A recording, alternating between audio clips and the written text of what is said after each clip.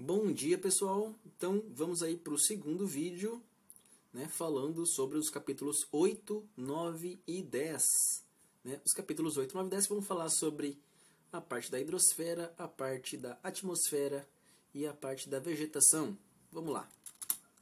Então, o capítulo 8 fala da hidrosfera. Vamos passar aí os conteúdos, né, do capítulo 8 para a gente ter um pouco de noção, a introdução desses conteúdos. Olha aí, primeiro de tudo, né, falando de hidrosfera, a gente está falando de água. Né? E a parte de água do planeta, ela é composta pelos oceanos e rios. Os oceanos, a gente vê ali, ó, pela lista que eu coloquei para vocês. Oceano Atlântico, Oceano Pacífico, Oceano Índico, Oceano Glacial Ártico, que está lá no Polo Norte, e Oceano Glacial Antártico, no Polo Sul. O Oceano Atlântico é o nosso aqui no litoral brasileiro, né? Está entre a América, ou as Américas, a Europa e a África. O Oceano Pacífico está do outro lado da América. Né? Ele fica entre as Américas, a Oceania e a Ásia. E o Oceano Índico está ali entre a Ásia e a África. E a Oceania também um pouquinho. Tá bom? Então esses são os oceanos que a gente tem no planeta. Né? A parte de água salgada. E tem umas partes dentro dos oceanos, né, próximas ao litoral, que a gente chama de mares. Não são só 7 mares, tem vários mares no planeta. Né? E a gente tem algumas classificações desses mares. Por exemplo, os mares abertos, quando você vê um litoral, né, uma parte entre o final do oceano e o começo do continente ali, que ela é muito recortada, muito cheia de entradinha, saidinha, né, mas ela tem um contato muito direto com o oceano, a gente chama isso de mares abertos. Né? O mar lá da América Central, né, onde tem o Caribe, né, Cuba, Jamaica, Haiti, República Dominicana, né, todas aquelas ilhas ali que compõem a parte do Caribe, a gente chama de Mar do Caribe. Tem o Mar da China, que fica ali ao sul da China, entre o Sudeste Asiático e a China. Tem o Mar do Norte, que é ali perto da Inglaterra, né, fica entre a Inglaterra e a França. Né. Tem vários desses mares no mundo, né, que são essas partes de litoral abertas, mas que tem vários recortezinhos que não são o oceano profundo, o oceano lá no meião. Né. Isso a gente chama de mar aberto. Tem os mares interiores. Né. Os mares interiores eles estão meio que para dentro dos continentes, mas eles têm um contatinho, seja um estreito ou um canal que conecta ele com o oceano principal. Né. O mar Mediterrâneo, por exemplo, é o mais famoso. O mar Mediterrâneo ele fica ali entre a Europa e a África, né, aquela parte de água entre os dois continentes, e ele é conectado pelo Oceano Atlântico através do Estreito de Gibraltar. Né? Então ele está em contato com o Oceano Atlântico através desse estreito, mas ele está entre dois continentes bem demarcados. E os mares fechados eles são isolados. Né? Em algum tempo lá atrás no planeta, essas áreas elas foram preenchidas pelas águas dos oceanos, né? Ou na glaciação ou no avanço dos oceanos, encheu essa parte de água salgada, esse oceano recuou, mas aquele lago, aquela parte ali ficou com água salgada, a gente chama de mar fechado. O mais famoso é o Mar Morto, né? Uma das áreas mais salgadas do planeta, com mais sedimentos no planeta. Né? O pessoal até nada ali, ela boia, porque tem muito sal. Né? Esse é o mar fechado, ele está isolado, ele não tem contato com os oceanos. Né? Essa parte aí é só uma apresentaçãozinha das classificações. Vamos para o próximo conteúdo aí. Correntes marítimas, pessoal. Correntes marítimas são as qualidades, vamos dizer assim, da água dos oceanos. Ela pode ser fria, se ela vem dos polos, lá do Polo Sul ou do Polo Norte, ou ela pode ser quente, se ela vem das áreas próximas à linha do Equador. Né? O movimento dos oceanos ele é constante. Né? Você tem ali onde os peixes se deslocam, onde as tartaruguinhas se deslocam. Né? Para quem assistiu lá o Procurando o Nemo, não tem aquela parte do filme lá que as tartarugas estão tipo surfando numa corrente marítima? Aquilo lá é uma corrente marítima, ilustrada num desenho, é claro, mas é uma forma de ilustrar uma corrente marítima. Então, ela é fria se ela vem dos polos e ela é quente se ela vem do Equador, tá certo? Essas classificações que estão aí para vocês, né, que ela cria região de alta pressão ou baixa pressão, aumenta a chuva, diminui a chuva, eu vou explicar nos slides com imagens, tá bom? Para ficar mais fácil para vocês. Agora, eu só vou passar uma introdução, né, para a gente também saber o que vai estudar ao longo do trimestre, tá certo? Mas aí, ó, para vocês saberem, né? As correntes frias, elas criam alta pressão porque ela vai esfriar a atmosfera, vai puxar toda aquela força da atmosfera para baixo, ela vai dar densidade para a atmosfera e vai trazer as chuvas do continente para o oceano. Então, onde passa corrente fria no litoral, não chove no continente, mas chove no oceano, né? As correntes quentes são o contrário, ela vai aquecer essa água, vai transformar essa água em vapor, vai gerar muito mais chuva e essa chuva vai sair do oceano e vai na direção do continente, tá bom? Então, são aí as duas características que depois eu vou explicar para vocês com mais detalhes, mas só para vocês ficarem sabendo. Outro conteúdo também legal, isso aí a gente vai ver várias vezes durante o conteúdo de geografia, em vários anos, vocês vão ver em ciências também, é o ciclo hidrológico. É o caminho que a água faz na atmosfera, né? Primeiro, ela evapora. Lá recebe o calor do sol, né? Evapora. Se transforma em vapor. Vai subir, né? Vai evaporar, vai transpirar. Transpiração do ser humano, dos animais. Vapor, subiu. Lá na atmosfera, lá no alto, ela vai condensar, vai formar nuvens, né? Condensação, formação de nuvens. Vai chegar uma hora que essas nuvens vão chegar no máximo do seu tamanho. Ela vai saturar. Então, ela evapora, transpora, forma nuvens, condensa, chega no seu tamanho máximo, satura. Saturou, ela vai precipitar. Ou seja, vai chover. Pode chover em forma de água, chuva normal, neve, granizo ou neblina, né? Pode ser várias formas de precipitação. Precipitou, voltou para a superfície. Na superfície ela pode escoar, né? Deslizar na superfície, ela pode se infiltrar, ser absorvida pelo solo, ou ser absorvida ou consumida pelos seres vivos, né? Absorção pelos seres vivos, pelo bichinho, pelo ser humano, etc. Tá bom? Então, esse aí é o caminho do ciclo hidrológico. Vou mostrar para vocês depois com mais imagens, tá certo? Mas só para a gente saber como é que funciona o ciclo da água ou o ciclo hidrológico. Vamos lá, ó. Bacia hidrográfica. Bacia hidrográfica é o conjunto de um rio principal, que geralmente dá o nome para a bacia hidrográfica, mais os seus afluentes, os rios que se deslocam, que vão na direção desse rio principal. Por exemplo, a bacia hidrográfica do rio Amazonas, né? O rio Amazonas é o rio principal. E tem vários rios menores que vão na direção dele, tá certo? Que são seus afluentes. E aí tem vários nomes, né? Várias partes que a gente pode denominar, que pode descrever uma bacia hidrográfica. Por exemplo, o alto do relevo, onde a bacia hidrográfica está embaixo, a gente chama de divisor de água. Por quê? Se chove aqui, essa água vai escoar no divisor de águas e vai na direção do rio. Então, o topo é o divisor de águas. Do topo para a borda, né, do topo para o fundo, a gente tem toda a formação da bacia hidrográfica. Nascente. Nascente é onde nasce o rio. Começo de um rio. Onde ele nasce, a nascente. Né? A água vai sair lá do interior, lá, de um aquífero, de um reservatório interno, vai jorrar para a superfície e vai nascer o rio dali. Afluente, já falei, é um rio que vai na direção de um rio principal. Leito, tá errado ali, ó, é leito, não é leite. Leito é o caminho que o rio percorre, né? Se você vai no mapa lá e vê o tracinho azul, aquilo lá é o leito de um rio, tá certo? Meandro. Meandro é a forma que um rio percorre se ele fizer isso aqui, ó. Se ele formar um S, tá certo? Se ele for um rio reto, ele não tem meandro. Mas se ele forma várias voltinhas, se o caminho dele é meio tortinho assim, essas voltinhas a gente chama de meandro. E a foz é o final de um rio, né?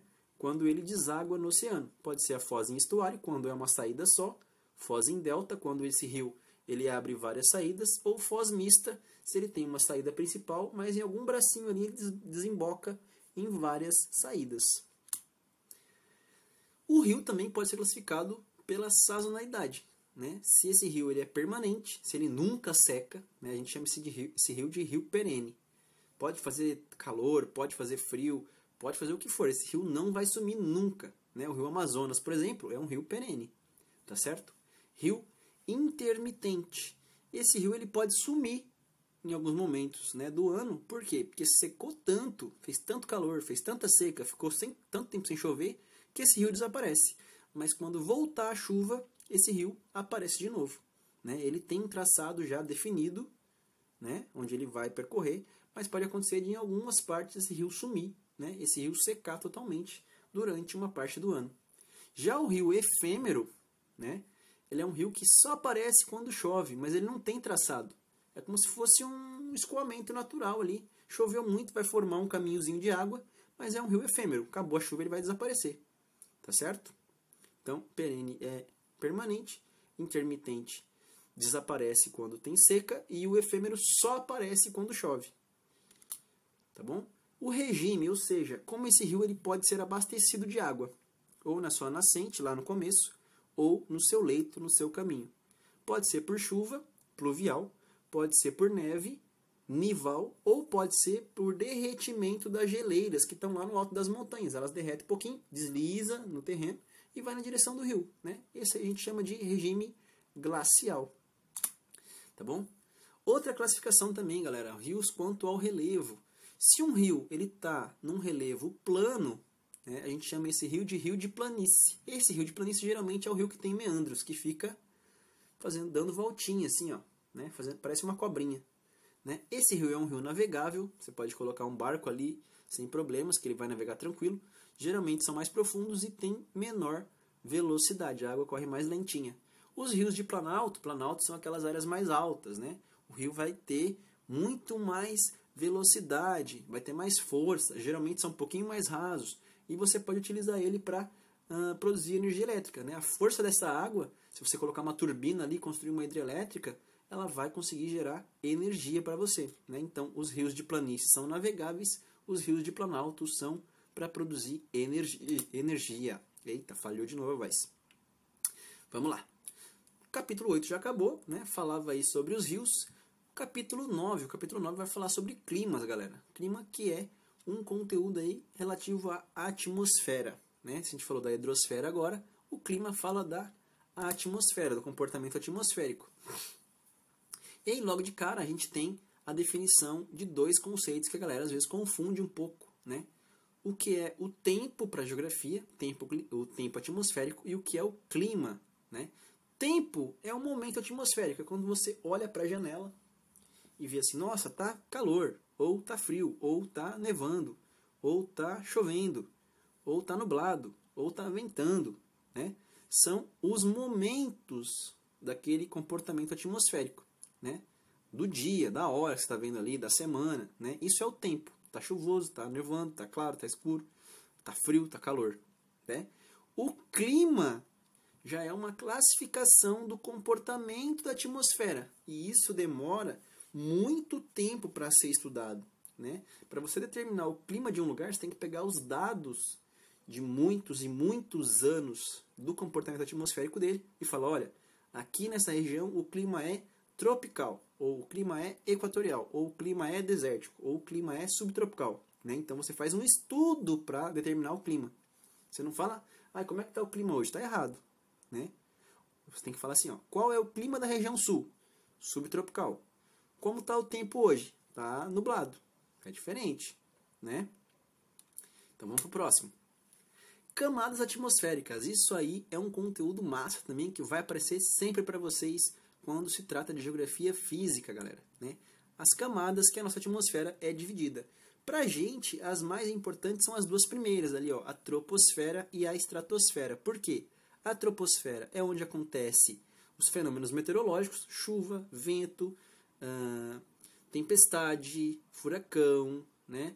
Todos os fenômenos meteorológicos, o ciclo hidrológico, né, vão acontecer na troposfera. Né? É ela que abriga a nossa vida, que tem oxigênio, que tem gás carbônico, que faz a fotossíntese, tá bom? Na estratosfera, a camada acima dela, a gente tem a camada de ozônio. A camada de ozônio é a camada que protege o nosso planeta dos raios, das forças radioativas, né? Que podem matar a vida na Terra, podem aumentar a temperatura, podem desregular a temperatura. Então, você tem a proteção ali, que é a camada de ozônio. A mesosfera, a termosfera e a exosfera são camadas muito longes, muito lá para cima, né? A mesosfera quase nem tem gases, por isso o ar é muito rarefeito. A temperatura chega aí a quase menos 100 graus.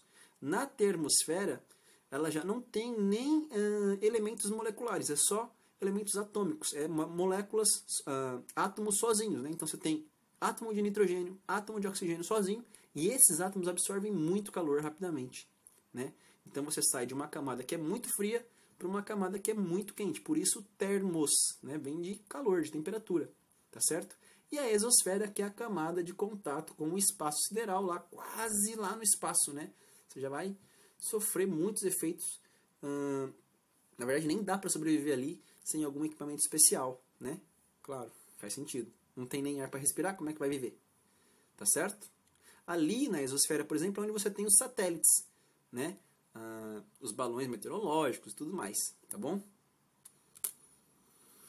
Elementos climáticos, ou seja, tudo que vai determinar a variação do clima, né? Que vão ser características atmosféricas para a gente conseguir determinar o clima de um lugar, tá bom? Temperatura é um elemento climático, né? Se é calor ou se é frio. Umidade é um elemento climático, se é seco ou se é úmido. Precipitação é um elemento climático que está relacionado à umidade, né? Se chove ou se não chove.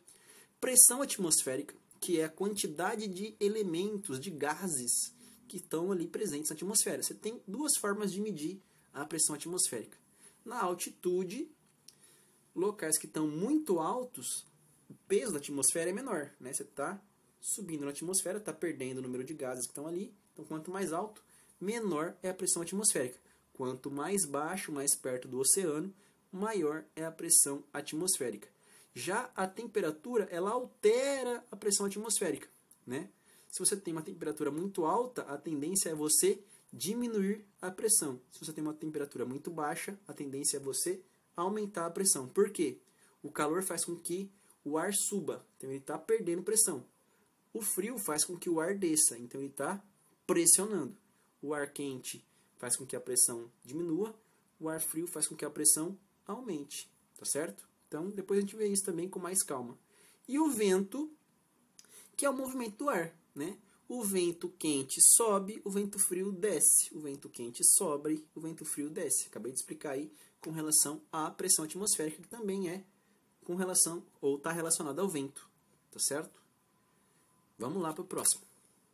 Fatores climáticos ou fatores geográficos, né, relacionados ao clima. Você tem vários também, que são fatores que vão determinar as características dos elementos climáticos. Por exemplo, a latitude, né? Se está na linha do Equador ou se está no polo. No Equador, clima quente. No polo, clima frio, né? Baixas latitudes, 0 graus ali no Equador, você está muito quente. Altas latitudes lá no polo, muito frio, né? Massas de ar. A massa de ar, ela vai ter características determinantes por vários fatores, né? Pela latitude, se ela nasce próxima do Equador ou de um trópico, ela é uma massa de ar quente. Se ela nasce próxima do polo, uma massa de ar frio. Se ela nasce no oceano, massa úmida. Se ela nasce no continente, massa seca, né? Massa úmida, o oceano vai dar umidade para aquela massa de ar, e no continente não tem umidade, então ela vai ser seca. A não ser que você tenha um rio muito grande, por exemplo, como acontece no Rio Amazonas, ou uma floresta, né, no caso também, lá do Rio Amazonas. Aí você vai ter uma massa de ar que está no continente, mas é úmida. Depois eu vou mostrar para vocês alguns exemplos, tá bom? Eu vou mostrar isso aqui só para a gente ter uma introdução, mas não se preocupem que eu vou passar depois com mais detalhes. Outros fatores, as correntes marítimas, eu já falei delas ali, ó, antes, né? Você tem corrente marítima quente ou corrente marítima fria. Corrente marítima que vem dos polos é fria, corrente marítima que vem do Equador é quente. Depois eu vou explicar também com mais detalhes para vocês.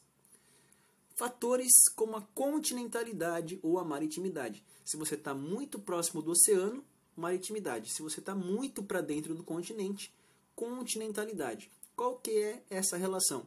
Se você está perto do oceano, a água ela perde calor ou absorve calor muito mais lentamente.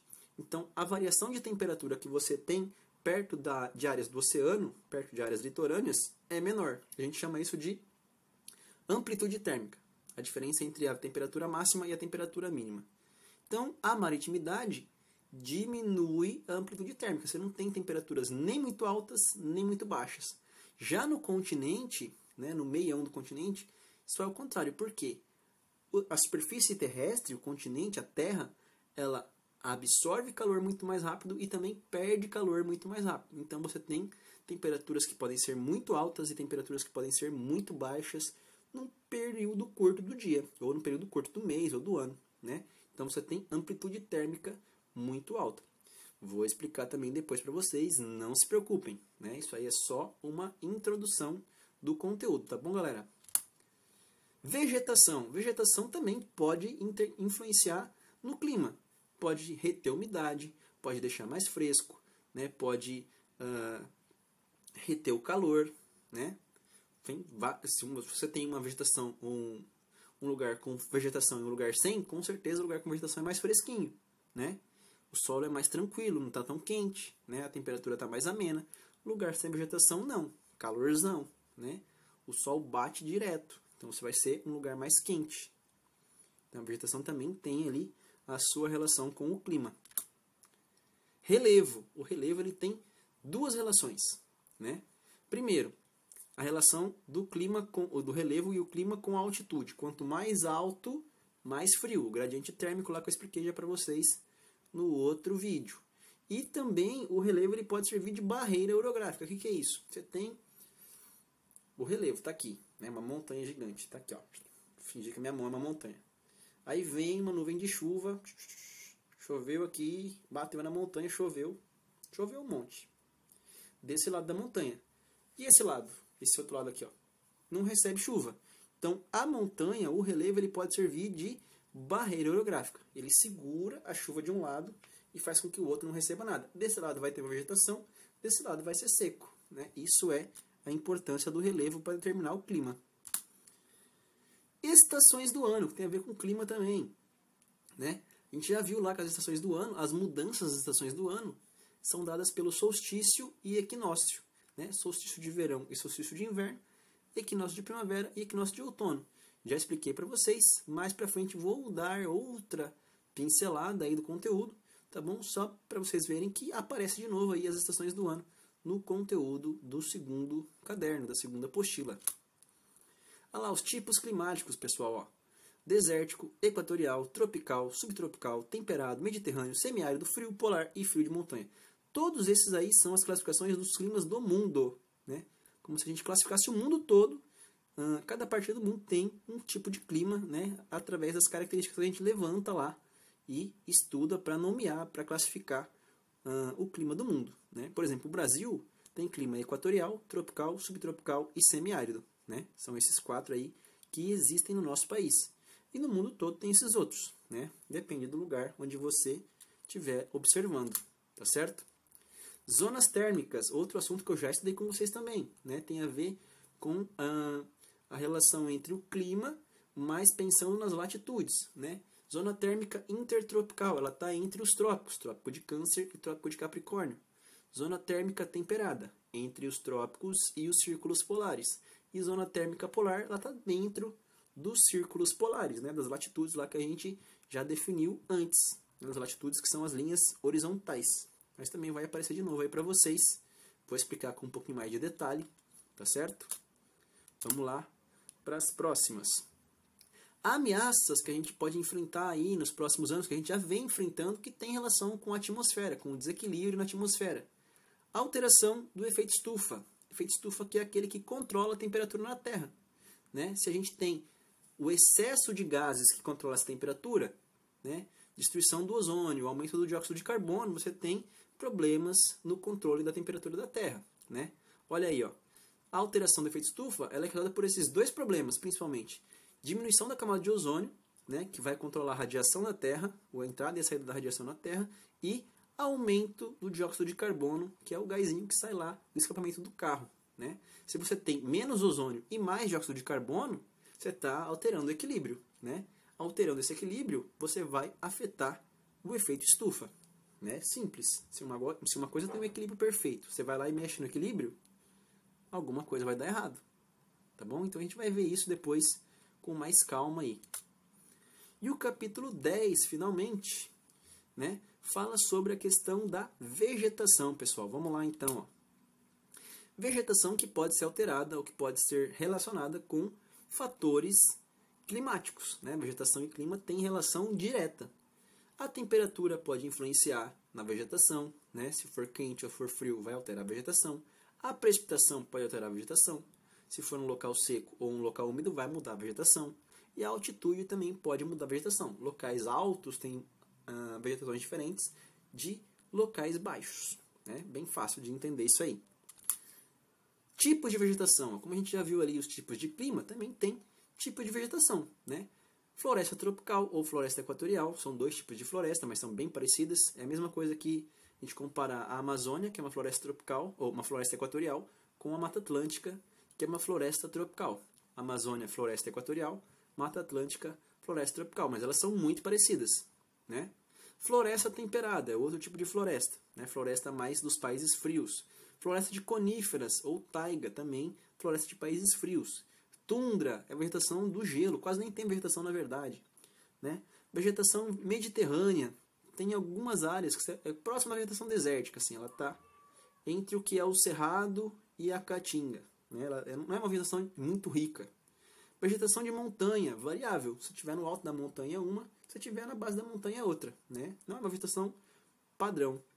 Savana, é a vegetação que acontece aqui no Brasil, só que a gente chama ela de cerrado ou caatinga. São vegetações muito próximas, vegetação de clima seco. Estepes ou pradarias, também chamado de pampas ou campos. A gente tem aqui na região sul, né, do Brasil. Deserto quente e deserto frio. Dois tipos de deserto diferentes, quase sem vida, quase sem tipo de planta, mas que tem também uma diferença, né? Pensa lá na Sibéria, na Rússia, deserto frio, e pensa no deserto do Saara, um deserto quente. Tem muita diferença, né? Importância da vegetação, galera. Assim como a gente falou lá que as alterações na atmosfera podem causar problemas ambientais, é claro que se você tirar a vegetação do lugar, né, retirar a vegetação, a cobertura vegetal, você vai ter problemas, né? Você vai diminuir o sequestro de carbono, do dióxido de carbono, né, que é aquele problema lá da atmosfera que a gente viu. Se você tira árvores, se você tira a cobertura vegetal, você está fazendo com que se realize menos fotossíntese. As árvores fazem fotossíntese, né? Elas tiram o dióxido de carbono da atmosfera através da fotossíntese e ajudam o efeito estufa, a controlar o efeito estufa. Se você tira a vegetação, você está prejudicando o equilíbrio ambiental do efeito estufa. Manutenção dos recursos hídricos. Por quê? A floresta, a graminha, a cobertura vegetal, ela permite que a água pare no solo, né? Ela não escorra com muita velocidade, tá certo? Então essa água mais lentinha absorvida no solo permite que o solo fique mais próspero, mais rico, mais fértil, né? Permite que essa água chegue lá no lençol freático, né? Chegue lá no reservatório subterrâneo, né? Que depois vai chegar na nascente, vai virar um poço artesiano para uma cidade, enfim. Previne enchentes, a mesma lógica da manutenção dos recursos hídricos, né? Se você tem cobertura vegetal, essa água não vai escorrer que nem louca para ponto mais baixo, ela vai escorrer devagarinho. Por quê? Porque tem vegetação, né? Não vai provocar enchentes nas cidades, não vai provocar enchentes em locais mais baixos, porque a água vai escorrer lentamente, vai ser infiltrada.